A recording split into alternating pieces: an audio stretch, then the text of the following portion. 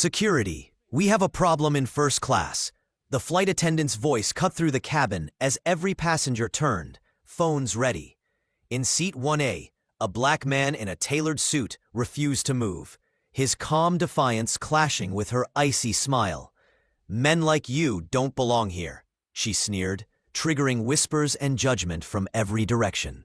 What the crew didn't know was that Anthony Cross held the power to ground their entire airline with a single phone call that would change everything.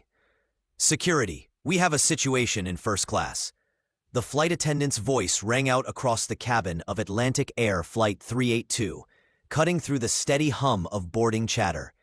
Heads turned instantly, phones raised to capture the unfolding drama. In seat 1C, Anthony Cross sat perfectly still. His navy blue suit, crisp and tailored, screamed professionalism. Yet to the flight attendant, it seemed out of place. She stood rigid, arms folded, her name badge catching the overhead light. "Sir, this is not your seat. Please move to economy," she declared, her words sharp enough to slice through the silence. Anthony's voice was calm. "This is my seat. 1C, paid in full." He held up his boarding pass, but her smirk only deepened. "Men like you always say that," she fired back, loud enough for nearby passengers to hear. The elderly woman beside him clutched her pearls. A teenager across the aisle whispered into her phone, live streaming, "Yo, drama in first class. Stay tuned." Anthony checked his watch. 10 minutes until departure. He had been through this song before, prejudice disguised as procedure. But today, the stage was bigger.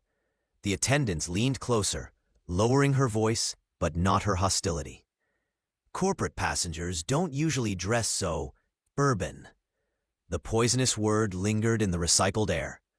Gasps rippled through the cabin. Anthony gripped his briefcase a little tighter. He had heard it all before. The assumption that wealth, power, and prestige couldn't belong to a man who looked like him.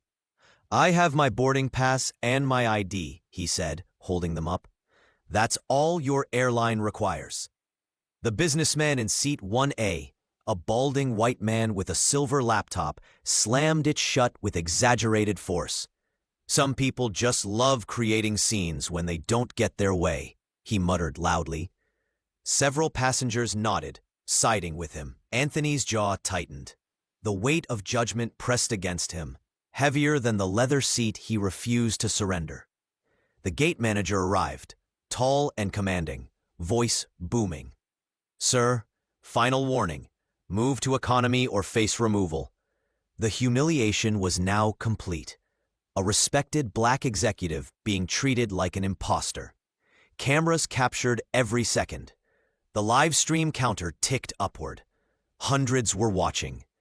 Anthony rose slowly, adjusting his suit jacket. The flight attendant's grin widened, certain she had won. The businessman in 1A smirked smugly. Order was being restored.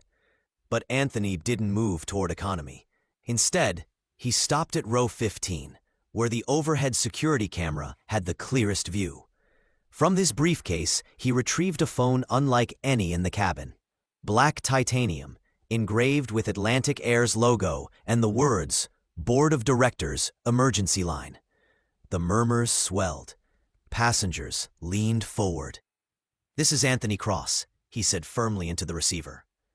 "Authorization code Bravo 75. Place an immediate hold on Flight 382.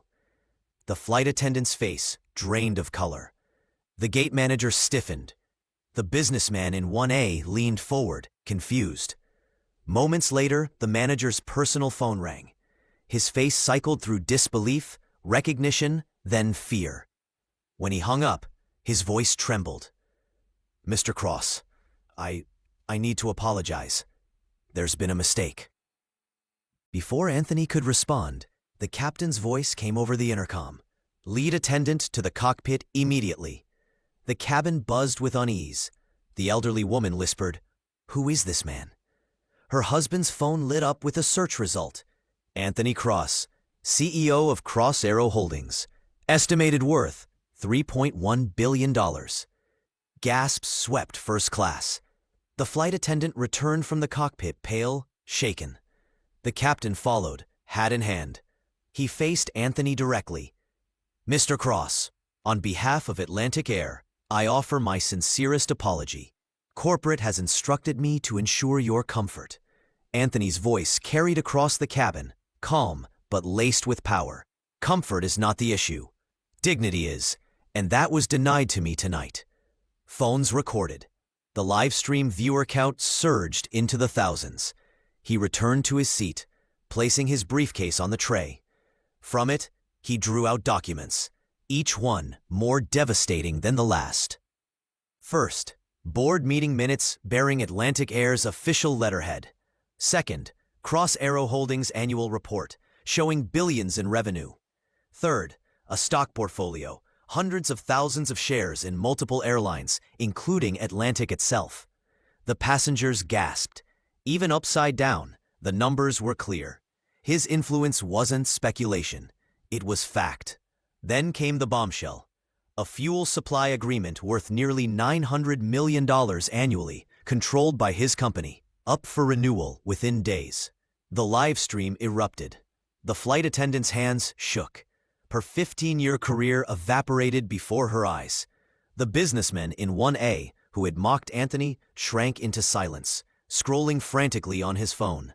Finally, Anthony revealed a notarized federal discrimination complaint filed minutes earlier. The timestamp was undeniable. The cabin fell silent as the weight of reality set in. This wasn't just a passenger dispute. It was a corporate catastrophe, unfolding live. His phone buzzed again. Anthony placed it on speaker. "Mr. Cross, this is Atlantic Air's CEO.